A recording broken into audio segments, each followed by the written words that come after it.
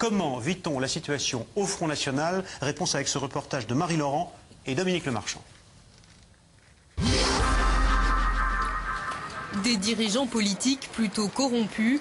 Pour 64% des Français, il faut remonter au début des années 90 et aux affaires engluant le Parti socialiste pour atteindre un tel record. Publié hier par le journal Libération, ce sondage fait parler de lui jusque dans les couloirs du Parlement européen de Strasbourg et donnerait presque le sourire aux représentants du Front National s'ils n'étaient pas en pleine guerre intestine.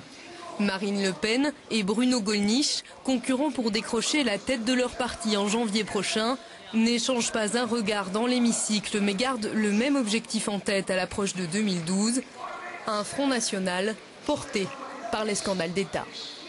On ne peut pas dire que nous surfons sur les scandales, pas plus qu'on ne peut dire qu'un médecin surfe sur la maladie. Il est certain que si tout le monde était bien portant, les médecins n'auraient plus de clientèle, mais après tout, on se consolerait, bien sûr. Mais c'est vrai que nous avons porté des diagnostics justes, c'est vrai que l'on n'a trouvé aucune affaire depuis des dizaines d'années contre le Front National, et pourtant, je peux vous dire qu'on l'a cherché.